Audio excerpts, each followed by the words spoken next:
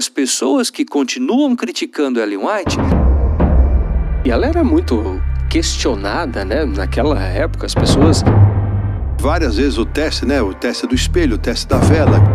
Nós não temos ainda uma confirmação de que esse instrumento, esta ferramenta, seja ainda segura para tratarmos com os escritos de Ellen White.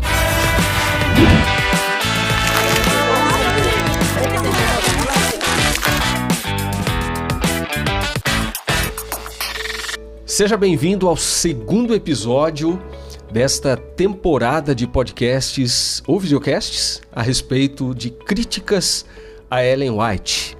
Estamos transmitindo a cada noite pelos canais Adventistas Brasil e também pelo CPB Editora, sempre nesse mesmo horário, às 7h30 da noite. E eu aproveito aqui já para reforçar a importância que tem para nós de você compartilhar esse conteúdo, dar o seu joinha, enviar aí para os seus amigos.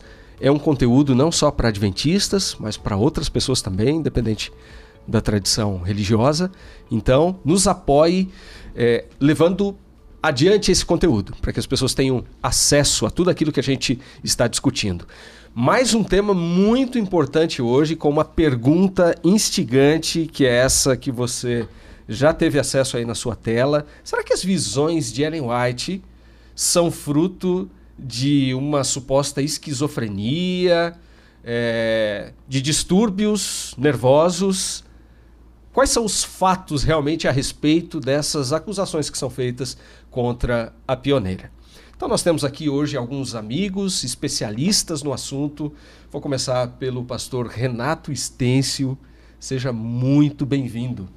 Muito obrigado pelo convite, pela oportunidade de estarmos aqui juntos com os colegas para participarmos desse quadro. Perfeito. O pastor Renato Estêncio já tem 18 anos de experiência somente à frente do Centro de Pesquisas Ellen White, que foi o primeiro centro dessa natureza aqui no Brasil. Então, aliás, eu aproveito aqui para destacar a importância que esses centros têm aqui no nosso país. Né? Exatamente. Já acho que a gente pode falar um pouquinho mais a respeito disso. O senhor também atua como professor do nosso seminário de teologia da FAT, a Faculdade Adventista de Teologia ali do NASP, né? Lecionando as disciplinas de orientação profética e história do Adventismo. História do Adventismo. Excelente. Seja muito bem-vindo. Muito obrigado. Pastor Hélio Carnassale está conosco em mais um episódio. Também, como já apresentamos, o senhor teve uma longa atuação nessa área do Espírito de Profecia no contexto sul-americano, além de ter servido aqui na CPB também, não é? Um prazer enorme poder participar de mais esse episódio ao lado do pastor Renato Estêncio, ao lado de vocês, proporcionando aos nossos amigos, irmãos e amigos da igreja a oportunidade de refletir sobre a importância do papel, da vida e da obra de Ellen White. Excelente. Na mediação, aqui junto comigo no programa, pastor André Oliveira. Tudo bem? Seja bem-vindo. É uma alegria estar com você mais uma vez, Tonete, com o pastor Hélio, com o pastor Renato, que foi meu professor lá no NASP, né? Foi meu professor também. Eu tive o privilégio de, quando era líder da área de publicações e também espírito de profecia no Rio Grande do Sul, na missão, antiga missão, lá em Juí, ter recebido o senhor para realizarmos ali um seminário sobre o espírito de profecia. Foi uma alegria muito grande e contribuiu muito com a igreja lá no Rio Grande do Sul, naquela época lá. Né? Então, uma alegria. Excelente. Pastor André coordena uma área importantíssima aqui na CPB, que é a dos escritos justamente de Ellen White, que tem feito um trabalho extraordinário, aliás, inclusive de atualização dessa nova série do Espírito de Profecia com 63 volumes. Um trabalho que levou uma década, né? Exatamente. É aquela frase, né, que a gente sempre ouve, a gente anda nos ombros de gigantes, né? Porque outros passaram aqui e fizeram um trabalho muito importante, muito especial. Pastor Paulo Pinheiro, Márcio Guarda, depois aqui o pastor Rueda, que está no NASP, o pastor Vinícius, e a gente segue esse trabalho que foi a atualização dos 63 livros de Ellen White que estão aí, que daqui a pouco até a gente vai ter aí uma novidade especial sobre isso, né? Perfeito. Bem, amigos, vamos para o nosso tema então de hoje, porém, antes disso, no nosso primeiro episódio a gente acabou abrindo uma janela ali Pastor Hélio, a gente não teve tempo de fechá-la. Não esgotamos. Não conseguimos esgotar o assunto.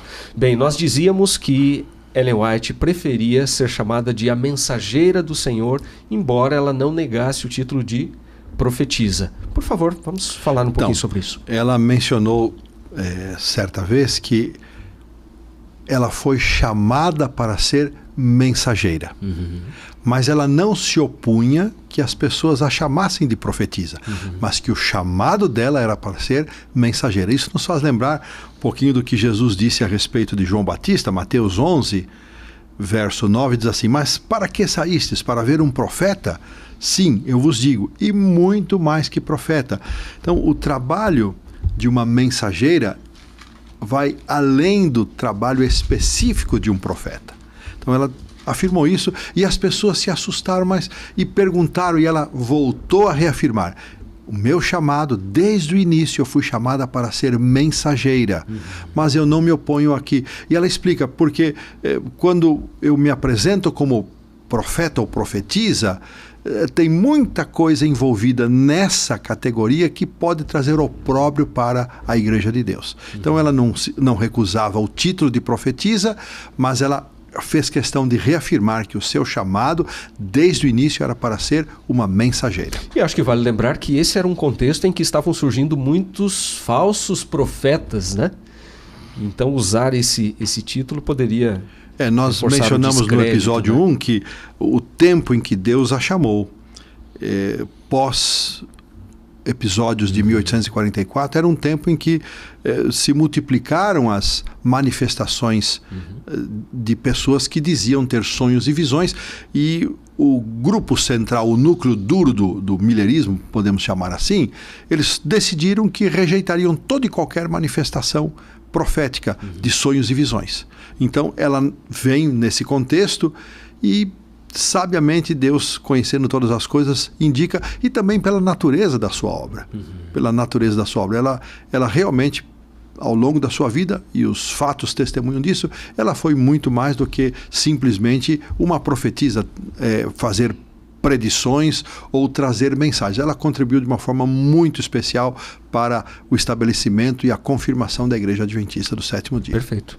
E é interessante observar também, pastor Hélio, que a expressão mensageiro, ela aparece no Antigo Testamento. Se você vai a Ageu capítulo 1 e o versículo 13, você vai encontrar a palavra no hebraico malak, que é mensageiro ou enviado. A palavra diz assim: então Ageu, o enviado do Senhor. Então está claro aqui.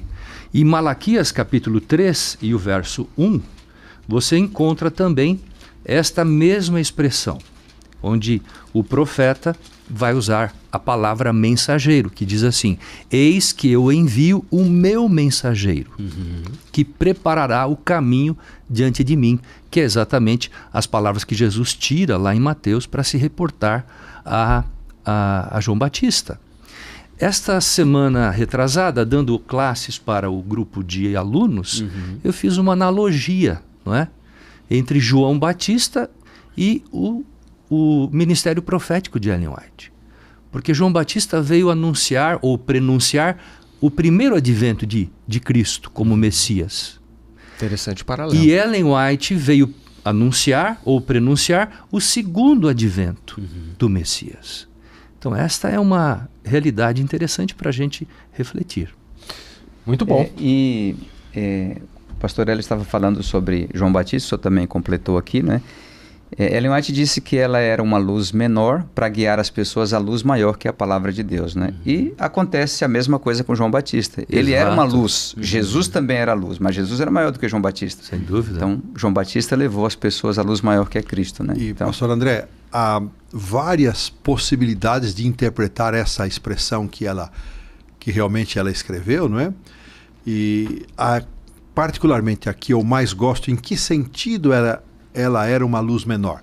Então nós comentamos no episódio número 1 que não era no sentido dela ser uma profetisa com um grau de inspiração inferior. Menos inspirada, né? De forma nenhuma. Como adventista a gente não acredita Não acredita nisso. em graus de inspiração. Ou é inspirado ou não é. Nossa preocupação é se o profeta é falso ou verdadeiro. E a Bíblia nos ajuda a entender isso. Mas eu gosto, não sei, pastor Renato e vocês, de entender essa expressão quanto à função, ao propósito, ao objetivo do seu ministério. Então, quanto a isso, a luz menor, e se nós pensarmos em luz maior, podemos pensar em Jesus como o sol da justiça, nos conduz para Jesus. Pensarmos em luz maior, o grupo de profetas escolhidos para escreverem a palavra de Deus. Então, ela está em harmonia, essa declaração, com todas as declarações que ela faz acerca do propósito do seu trabalho. Conduzir para Jesus, conduzir para a Bíblia. Esse foi o seu grande propósito, sua grande luta, seu grande esforço. Excelente. Então, só resumindo, a Bíblia não fala de graus de inspiração, mas o papel profético tem essas variações. São funções diferentes que cada profeta recebe de Deus. Exatamente. Seria isso? Sim. Muito bem. Bom, Ellen White teve muitos sonhos e visões. Cerca de 2.000 visões, certo? Como essas visões ocorriam? Porque uma das críticas que são feitas é de que, pelas características, a natureza dessas manifestações sobrenaturais, Ellen White, na verdade, não estaria recebendo, segundo os críticos, revelações divinas, mas isso seria fruto de problemas como esquizofrenia, distúrbios nervosos, histeria, epilepsia e alguns outros aspectos que são muito levantados atualmente na internet. Se você digitar no Google lá, Ellen White, vai aparecer uma série de críticas, e esse é um dos pontos. Então, talvez, para a gente começar respondendo essa pergunta que foi proposta aqui, se essas visões de Ellen White eram frutos de distúrbios nervosos, que tal se a gente começasse explorando como que se davam essas visões? Quais as características dela? Podemos começar dessa forma, desse ponto de partida? Podemos. Eu acho muito interessante. Eu vou colocar um texto bíblico aqui, que eu acho que é um texto importantíssimo para a gente entender essa questão.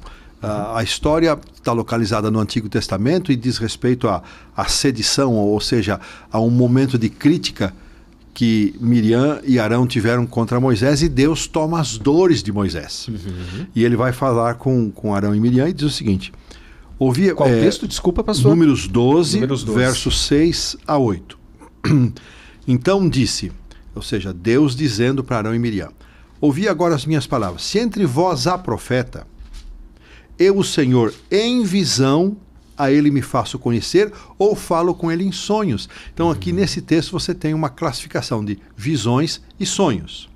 Mas não é assim com meu servo Moisés, que é fiel em toda a minha casa. Boca a boca falo com ele claramente, não por enigmas, pois ele vê a forma do Senhor. Como, pois, não temestes falar contra meu servo, contra Moisés? Então, Deus está ligando. Moisés tem uma proximidade, ele tem uma intimidade comigo, e vocês não tiveram a percepção de entender isso, né? Mas se há profeta, falo por meio de visões e sonhos. Então, esse texto é um texto muito importante, porque ele estabelece a forma como Deus se comunicava com os profetas. O que é visão, o que é sonho. Então, a gente começa por aqui tentando entender. Perfeito. Alguns, inclusive, vão levantar, no próprio livro que nós temos usado como base aqui, o Ellen White e seus críticos, do Francis Nichol, é levantado um ponto ali de que em pelo menos uma parte do ministério de Ellen White, as suas visões eram públicas. E de que a partir de um determinado momento ela continuou tendo revelações de Deus, mas numa esfera mais privada, vamos dizer assim. E eles até chegam a considerar que isso estaria atrelado até à questão da menopausa, né? A fisiologia feminina. Faz uma alegação dessa natureza. Eu vejo esse assunto, pastor, de uma forma um pouco distinta.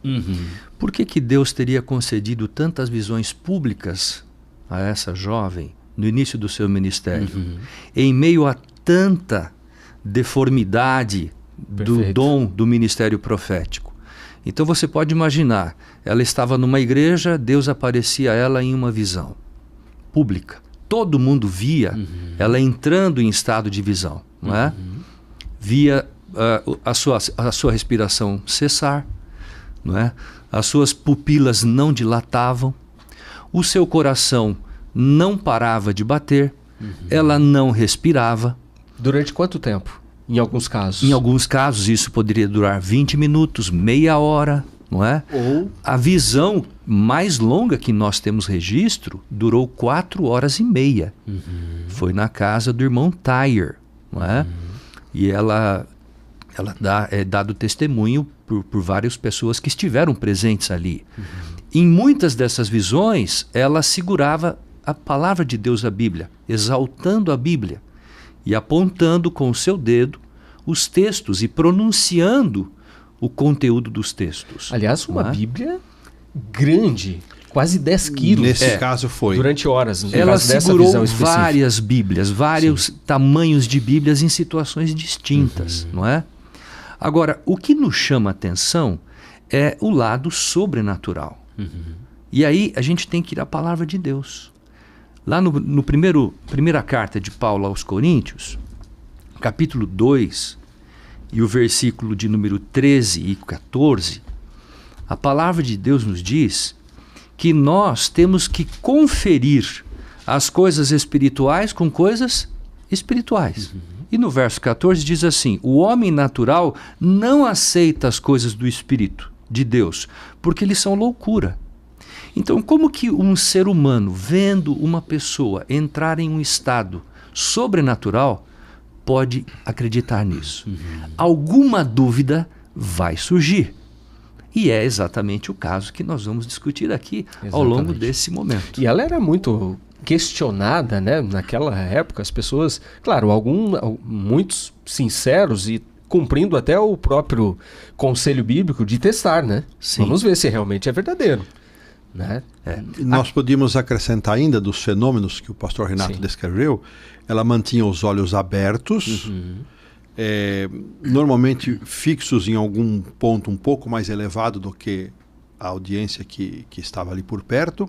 Ela tinha musculatura rígida e alguém poderia inclusive beliscá-la ou como foi feito. Ela não reagia, não expressava dor, absolutamente nada. E não conseguia movê-la também, né? Também não conseguiam movê-la, né? Sendo uma pessoa frágil. E várias vezes o teste, né? O teste do espelho, o teste da vela, que aproximavam do seu nariz, da sua boca, então não havia respiração. Então, essa afirmação do pastor Renato é muito interessante.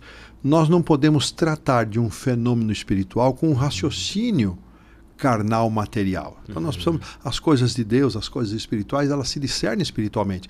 Agora, o que é interessante também, nós falamos dos fenômenos, pastor Renato, que esses fenômenos foram manifestados na palavra de Deus.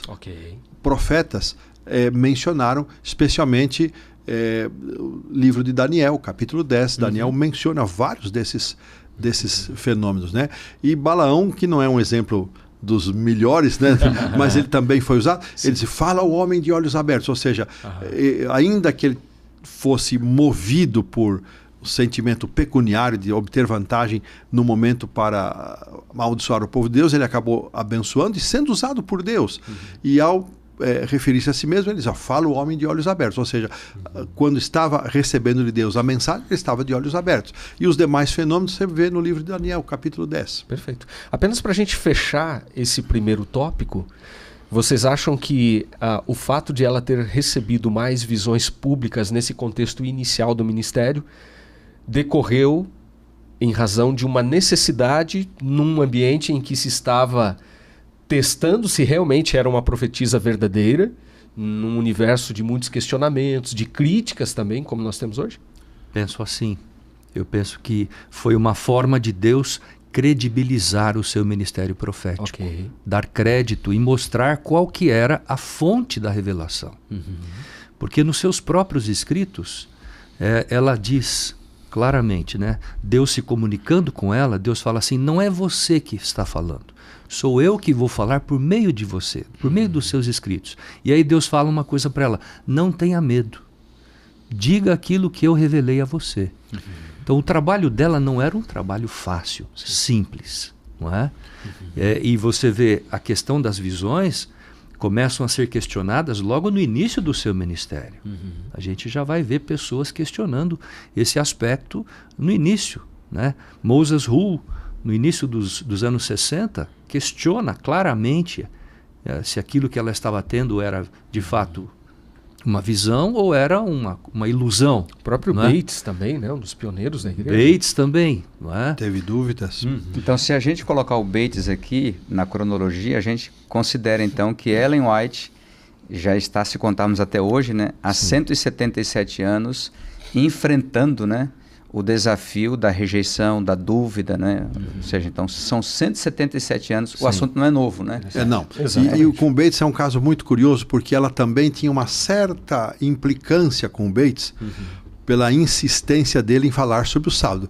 E ele não acreditava na genuinidade nem na autenticidade do dom profético. Em 1846 ele escreve um artigo, depois de voltar da visita que ele fez ao pastor Frederick Wheeler, ele escreve um artigo unindo várias passagens bíblicas, e esse artigo vai chegar a Tiago e Ellen logo após o casamento deles, que se deu em 30 de agosto de 1846. E eles então passam a crer. E isso é muito significativo. Deus poderia ter mostrado a ela numa visão, mas Deus não foi esse o caminho. Isso veio por estudo da palavra de Deus. Estudo e verificação. Papel bereano mesmo. E naquele mesmo ano, pouco depois, em Topsham, no Maine, mesmo estado, Deus deu a ela uma visão dos planetas. E ela faz a descrição. E Bates fica todo entusiasmado, porque, sendo um homem do mar, um marinheiro, trabalhado tantos anos, ele se entusiasmou com os conhecimentos que ela revelou. Ele disse: eu nunca estudei astronomia, eu não conheço nada. E ele estudava, né? E ele era um estudioso do assunto. A partir daí, então, ele passa a acreditar na autenticidade do dom profético. Quem registra isso é Norma Collins, no livro Retrato dos Pioneiros. Excelente. Pastor, é interessante também destacar que quando o movimento adventista começa a partir de dezembro de 1844, não é? Com o chamado profético de Ellen White, os pioneiros da igreja tinham dificuldade com o ofício profético de Ellen White. Eles também não davam crédito. Então, como o pastor Hélio destacou, isso foi um processo de amadurecimento ao longo do tempo. Então, ao eles conviverem com Ellen White, não só vendo-a em processo de visão, mas, sobretudo, verificando o conteúdo dos seus escritos e vendo o resultado que os seus escritos causavam na vida das pessoas, que esse é um elemento fundamental, os frutos. Então, nós não podemos... teste do profeta. Exatamente, porque a gente não pode só analisar o fenômeno da visão em si, mas sim qual é o resultado que esses conteúdos realmente geram e resultam na vida das pessoas. E esse é um ponto fundamental para nós discutirmos aqui. E esse aspecto também leva a uma compreensão que, por um tempo, por vários anos, Tiago White deixou de publicar qualquer artigo que desse força ou evidenciasse o dom profético de Ellen White. Interessante. E considerando que ele era editor de revistas, nós vários anos. Quando eles mudam para Battle Creek e logo a seguir eles vão estudar sobre o horário da guarda do sábado e logo em seguida sobre a beneficência sistemática, a partir daí ele retoma as publicações. Estamos falando de 1855 em diante, 6, 7, 8, quando eles estudam sobre esse assunto, ele vai voltar a publicar. Então havia uma resistência. Mas essas visões públicas, não há uma data harmoniosa sobre qual teria sido a última visão que ela recebeu em público. Há uma data de 1878, 79 e outra de 1884. Mas isso não é importante. O fato é que nessa transição de década de 1870 para 1880, ela deixou de ter as visões em público. Passou a ter as visões em separado, juntamente com os sonhos, que ela também era alcançada pelos sonhos, que ocorrem durante a noite especificamente. Mas também visões aconteciam à noite, em particular, a partir dessa data. Interessante. Bom, o pessoal talvez, enfim...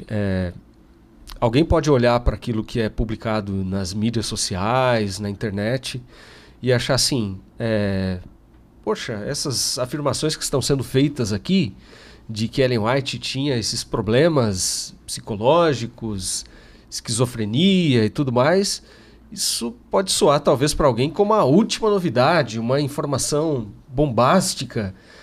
Mas, vendo livros como esse, que nós já divulgamos, Ellen White e seus críticos, a gente vê que, na verdade, como disse Salomão, nada novo debaixo do sol. Então, eu queria agora, nesse segundo momento, para a gente entrar na segunda parte aqui da nossa discussão, falarmos um pouquinho a respeito de onde surgem essas alegações, de quem elas partem e como que a gente pode responder de uma maneira mais exaustiva, enfim, clara. Vamos para os fatos, né? Qual era realmente a natureza das visões de Ellen White? Podemos seguir esse caminho? Podemos. Mas antes, vamos fazer o seguinte. A gente tem um recado muito importante para você que está nos acompanhando até agora. E olha, se eu fosse você, eu não perderia mais uma oportunidade de ouro que a CPB está oferecendo para você. Tá bom? Combinado?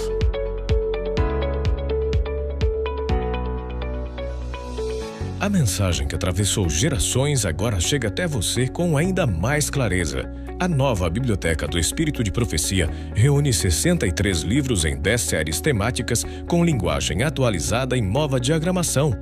Conecte-se com a inspiração que fortalece a fé e renova a esperança.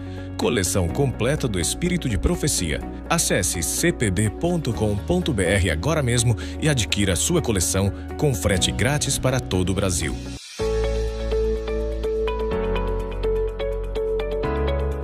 Olá, amigos, que bom voltarmos aqui nesse podcast tão importante aqui sobre o dom profético, né? E Tonete, a gente tem uma novidade importante para as pessoas, né? Tem um código que a Casa Publicadora está oferecendo graciosamente hoje para você que está participando aqui, acompanhando, inclusive compartilhe com mais pessoas para que eles também tenham esse privilégio. Nós temos uma nova coleção atualizada de Ellen White, que é a coleção com 63 livros de Ellen White, atualizados numa nova linguagem, num formato leve, uma leitura arejada, para você conhecer tudo que a gente tem aí à disposição na nova coleção de Ellen White, né? Esse é o cupom, o código que você vai usar para poder ter acesso a essa riqueza de materiais de Ellen White. Então aproveite, né? Vamos aproveitar, né? Eu estou impressionado aqui. Que oportunidade, hein? 40% de desconto para quem quer adquirir toda a coleção aí dos 63 volumes, né? Mas vale lembrar, é para hoje. Para hoje, né? É para hoje, né? Esse cupom você pode usar para hoje. Muito bem. Amigos, nós temos um quadro aqui chamado Disse ou Não Disse, né? Porque hoje na internet tem muito disso, né? Enfim, será que fulano disse alguma coisa? As pessoas aceitam, às vezes, num short, num fragmento ali, as pessoas tomam aquilo como a verdade absoluta. Então, nesse mar de desinformação, é importante a gente fazer esse exercício. E essa questão que a gente vai colocar no quadro de hoje, ela foi interessante porque foi um teste que eu fiz com inteligência artificial. Então, qual que foi o procedimento? Eu entrei no ChatGPT e pedi para que ele falasse alguma coisa sobre a inspiração de Ellen White. O que Ellen White falou a respeito da sua inspiração. E aí o que eu achei interessante foi que a IA fez uma espécie de um mosaico. Ela pegou vários trechos de Ellen White, citou fonte, 2 fontes, mas aí vamos ver o resultado aqui na tela. Tem como a gente colocar aqui, produção, para o pessoal acompanhar? Olha só, será que ela disse isso aqui? Ela falou assim, ó: não sou inspirada em cada palavra que escrevo. Em minhas cartas comuns há expressões e pensamentos humanos, mas quando escrevo sob a influência do Espírito, as palavras me vêm como orientação divina. Aí citou as fontes ali, carta 32 de 1900. Eu fui ver essa carta, só que nessa carta não tem nada a ver com isso que está afirmando ali. Por outro lado, existe uma frase mais ou menos similar num dos livros de Ellen White, que é esse que aparece aqui, o Mensagens Escolhidas, na página 38. Vamos dar uma olhada para ver o que de fato ela disse no Mensagens Escolhidas? Coloquei 2 trechos aqui, ó.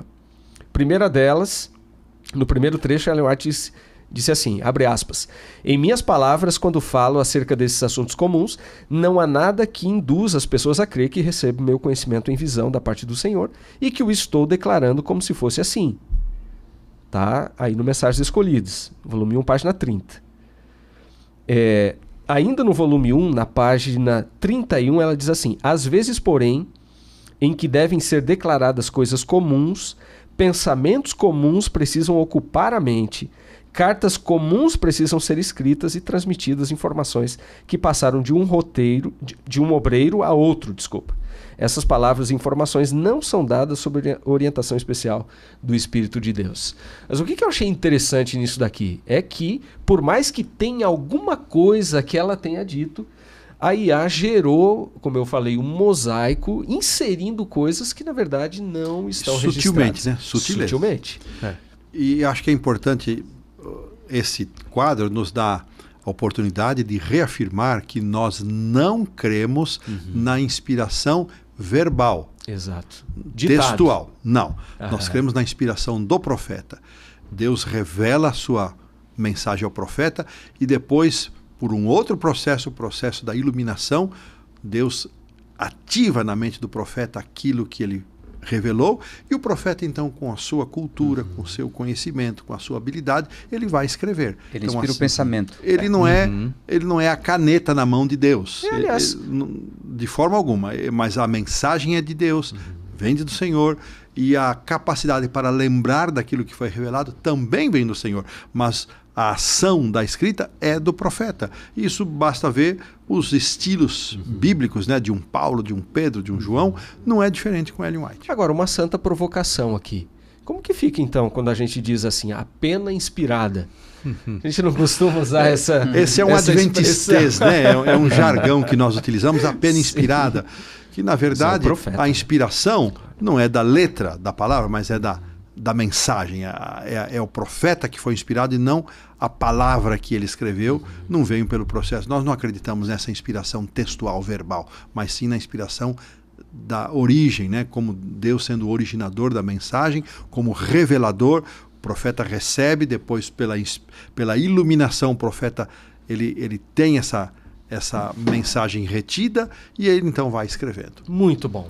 Importante colocação. Mas é importante a gente retomar o assunto da sua citação, porque às vezes a gente pode chegar a citações artificiais também. Claro. Parece, mas não é, né? Parece, mas não é. Exatamente. Então, hoje é importante destacar que há canais oficiais da igreja para que sejam utilizados pelos nossos membros, líderes da igreja, todos que queiram ter acesso aos escritos originais dos testemunhos de Ellen White devem se dirigir ao canal do Centro White, ao canal Ellen White Books da CPB, aqui no Brasil. A gente vai colocar todos esses endereços na tela. E aqui. Fora do Brasil nós temos o canal oficial da Igreja Mundial, que é egwritings.org, que é o canal que contém todos os escritos, as cartas, os manuscritos, originais, os sermões, os artigos que ela escreveu em todas as línguas que nós temos hoje disponíveis dentro da igreja.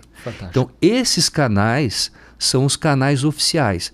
A inteligência artificial hoje tem nos ajudado muito, mas não quando nós tratamos de citações de Ellen White. Exatamente. Nós não temos ainda uma confirmação de que esse instrumento, esta ferramenta, seja ainda segura para tratarmos com os escritos de Ellen White. Muito cuidado, essa nota, né? Muito importante. A gente trabalha com processos editoriais aqui, evidentemente, na CPB, e vez ou outra surgem artigos que nós recebemos com declarações de Ellen White que numa checagem não passam no teste. Exatamente. Né? De que fontes estamos extraindo? Então é preciso a gente relembrar realmente esse Além cuidado. disso, só para agregar um detalhezinho, nós temos dentro do site do Centro White, temos ali uma seção sobre falsas atribuições de Ellen White, que são atribuídas a ela, mas que ela não disse. Não é? Afirmações que pessoas falam que ela disse, mas ela não disse. Não é? Então você tem lá uma seção longa de várias frases atribuídas a ela que ela não disse. E bem rapidinho, pastor Renato, deixa eu aproveitar e perguntar. É comum que as pessoas enviem perguntas para os centros White a respeito dessas ou de outras questões? Nós recebemos dezenas, centenas de perguntas todos os meses para os nossos centros de pesquisas. E nós estamos sempre com a caneta mexendo, o teclado, né, em movimento para poder responder essas indagações. Ou seja, coçar onde está coçando, né? Fazer perguntas. E os centros White fazem um trabalho primoroso. Eles têm um catálogo de anos de experiência, de perguntas as mais diversas, e eles vão catalogando isso e estão preparados para responder praticamente a todas as perguntas que se faz, porque eles têm um conhecimento acumulado, um arquivo acumulado de perguntas, né? As pessoas podem achar que estão inovando, mas não há nada novo, como já foi mencionado aqui. Então, o Centro White é o canal que é responsável por essa comunicação. Os departamentos nas associações, missões, uniões e na divisão não têm essa competência, eles não têm essa função. Isso cabe aos centros White. De forma especial, no Brasil, o que está mais aparelhado para isso é o Centro White do UNASP. Perfeito. Isto posto, vamos voltar aqui à nossa questão principal para a gente tentar responder essa pergunta. E eu creio que para a gente poder responder se as visões de Ellen White eram frutos de distúrbios nervosos, precisamos voltar lá para as origens, lá para o século XIX, década de 1850. Isso. De onde que nascem essas acusações? Teve laudo, teve médico que acompanhou, inclusive Ellen White em visão, para se chegar a supostas conclusões como essas? Um dos primeiros críticos que fez observações técnicas sobre Ellen White foi um médico chamado Dr. Drummond. Ele dizia que as visões de Ellen White eram produto do mesmerismo. Franz Mesmer foi um médico alemão que criou uma teoria chamada teoria do mesmerismo. O que seria isso? Era uma teoria onde você tinha uma energia que era vinculada à pessoa. Então, essa energia que movia a pessoa. Não é? Então ele desenvolveu toda uma teoria em cima desta energia e ela dizia, não, isso aí não passa de um mesmerismo. Não é? Seria uma espécie de hipnose, alguma coisa semelhante a isso? No mesmerismo se utilizava a hipnose também. Não é a mesma coisa, mas a hipnose estava contida dentro da técnica do mesmerismo. E esse episódio interessante ocorreu em 1853, quando estava ali reunido um grupo em um sábado, numa reunião, e durante 20 a 30 minutos, Ellen White entrou em estado de visão. Ela inspirou, encheu o seu peito de ar, como sempre fazia, inicialmente, e ela proferiu a expressão glória, glória, glória, bem audível. Essa era a expressão que normalmente ela iniciava as visões. Poderíamos dizer que é um padrão? Seria um padrão, exatamente. E neste momento, então, as pessoas que estavam ali começaram a observá-la, evidente, não é? E dentre os observadores que estavam reunidos naquele sábado, estava um médico, que era o Dr. Merritt Kellogg, que era o irmão mais velho de John Harvey Kellogg. Famoso John Harvey Kellogg. E ele então foi até ela e fez uma avaliação médica sobre o seu estado no momento da visão. E ele então pôde confirmar que ela não respirava, que os seus olhos, as pupilas não se dilatavam, não é? Que o seu coração continuava batendo, não é? A sua pele não ficava pálida. E isto então trouxe a ele uma confirmação. Olha, ela está num estado sobrenatural, é algo sobre-humano. Nós não estamos aqui tratando de uma questão de epilepsia, ou de catalepsia, ou de histeria, ou de qualquer outro tipo de manifestação que fuja à normalidade. Mas se tratava de um ato sobrenatural. Interessante. E aí, pastor André? Olha só, a ciência depois, claro, evoluiu, né? Então, claro que algumas conclusões tiradas na época foram conclusões que até são consideradas anacrônicas, né? Ou seja, até termos e definições de histeria, de esquizofrenia, né, enfim, de doenças nervosas, ainda não havia, né, de maneira bem desenvolvida. Então, houve assim algo tendencioso, né, na conclusão, no caso, né? Então, a ciência moderna refuta essa ideia, né, de que ela teria tido visões por causa de uma saúde debilitada. Ao contrário, foi uma saúde capacitada pela presença de Deus, né? Então, ou seja, como que uma jovem, né, como Ellen White, que foi prejudicada por uma pedrada, né, tinha essa resistência, como o senhor mencionou agora, sobre-humana, né? Essa lucidez intelectual e a produtividade literária que durou durante 7 décadas. Eu acho que isso é algo para se refletir, não é? É uma evidência a favor do dom profético dela, né? Será que foi então uma fraqueza ou foi o cumprimento do que diz a Bíblia em 2 Coríntios 12, 9, né, pastor Hélio? Quando fala assim que o poder de Deus se aperfeiçoa na fraqueza, né? Então acho que isso é algo revelador também, né? Muito oportuno, né? Isso. Verdade. Você mencionou esse episódio lá na infância de Ellen White, essa pedrada que ela levou. Alguns chegaram a associar esses supostos distúrbios a essa dificuldade que ela passou a ter depois desse episódio? Com certeza. Sempre alegaram isso. Pastor Renato, seria interessante a gente falar um pouquinho do Ken Wright.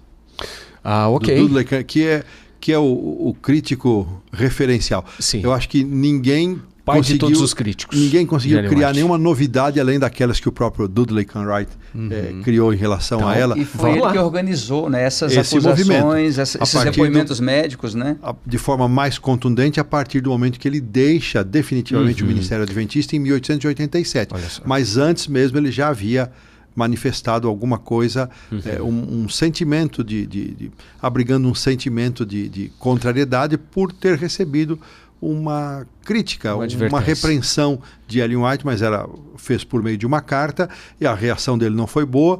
Ele depois reconheceu isso, mas finalmente cedeu e se entregou a ela. Mas pastor Renato, acho que pode trazer melhor contribuição. Vamos falar do Ken Wright. As palavras são interessantes em relação ao que você já destacou, mas assim, Ken Wright é conhecido como o pai de todos os críticos, não é?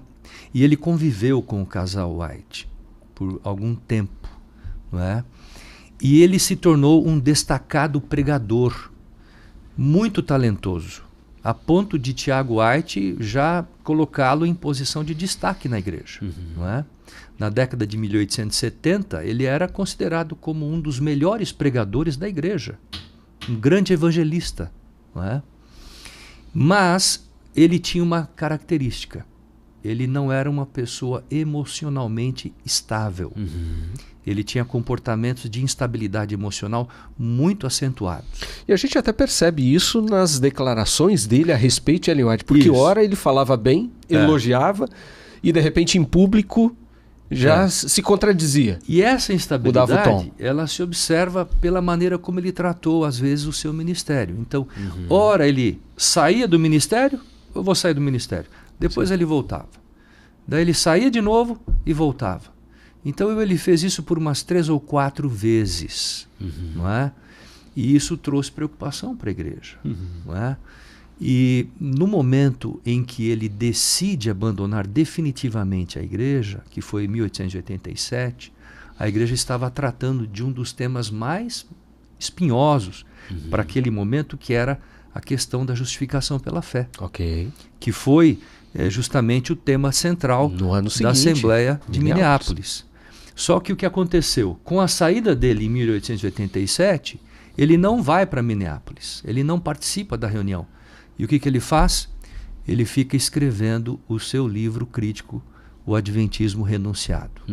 Então, em 87, ele escreve o livro, não é? Que se torna, vamos dizer assim, a referência dos críticos. Aquilo que nós hoje temos conhecimento de críticas feitas a Ellen White, ao seu ministério e aos seus escritos, são produzidas a partir das observações feitas por Ken Wright, Dudley Marvin Ken Wright, era o seu nome completo. E hoje o que nós notamos?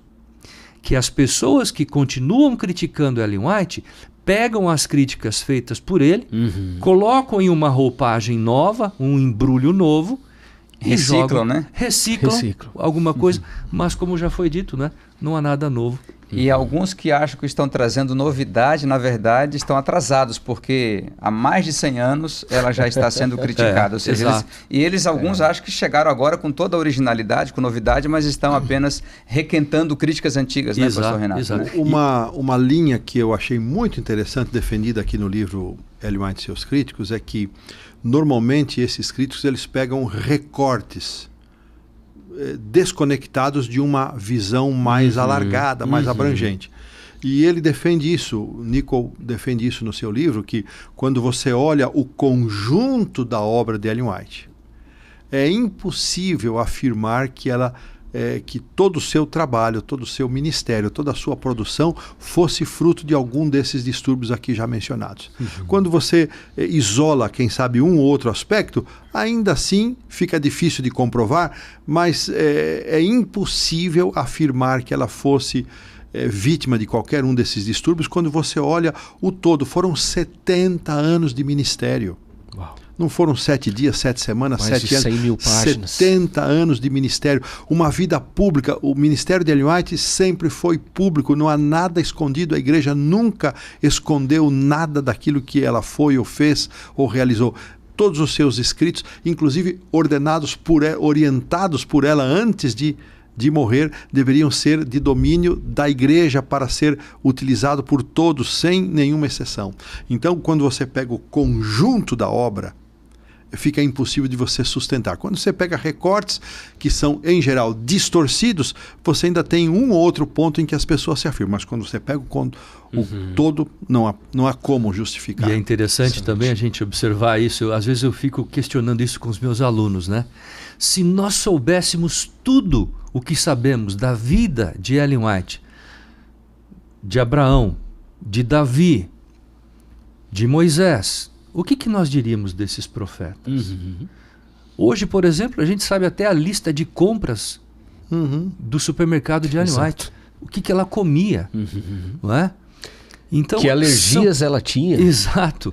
Então nós sabemos detalhes mínimos, mas para quem é crítico e não quer acreditar, qualquer motivo pode ser levantado, não é? E é interessante observar também, pastor, o seguinte: nós temos 2 tipos de críticos clássicos. Número 1, aqueles que não leem ou não leram os escritos dela. E ela realmente atesta isso nos seus próprios escritos. E o segundo tipo de crítico é aquele que, quando a voz profética vem contrariamente ao seu próprio modo de viver, sua propensão natural, o seu estilo de vida, e aquilo entra em rota de colisão com você, a tendência qual é? É você repelir, é você tornar refratário ao conselho que é dado da parte de Deus. Só que às vezes o que a gente faz? A gente coloca o peso da crítica sobre os ombros do carteiro, do mensageiro, que é Ellen White. Mas nós deixamos de considerar que a fonte da revelação é Deus. Então a palavra é de Deus, não é isso? Mas ela apenas é a transmissora, a mensageira que traz a palavra para nós. Eu gosto de uma analogia que o pastor Alberto Tim faz, de que a tendência geralmente das pessoas é aceitar os profetas mais antigos. Isso. E de rejeitar ou criticar aqueles que estão mais próximos do seu tempo, justamente porque estão falando exatamente com base naquilo que você está vivendo. Né? É verdade. Amigos, nosso tempo, infelizmente, mais uma vez já se esgotou. Passou muito rápido.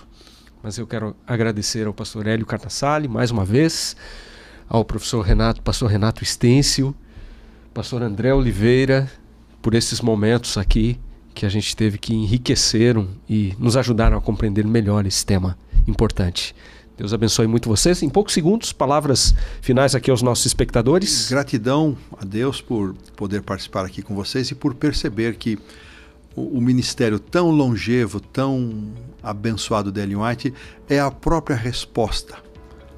Por si só, ela responde a todas essas críticas, porque 70 anos de vida de ministério dentro de um padrão de excelência, de humildade e simplicidade como ela foi, é maravilhoso. Um exemplo para nós. Fantástico. Eu agradeço a oportunidade também e quero lembrar as pessoas que nos ouvem que a palavra de Deus nos diz em 1 Coríntios capítulo 3 que Deus vai provar a obra de cada um de nós, não é? Sobre qual fundamento nós estamos construindo a nossa vida, a nossa obra, sobre a palha, sobre o feno, não é? Sobre a madeira ou sobre as pedras preciosas, sobre o ouro, a prata e as pedras preciosas. Então, se nós tomarmos como base isso, em relação ao ministério profético de Ellen White, nós vamos ver qual foi o fundamento sobre o qual ela construiu o seu ministério, a sua vida. Não é? E Deus seja louvado pelo seu ministério que nos traz tantas bênçãos à nossa igreja, à nossa comunidade de fé. Amém.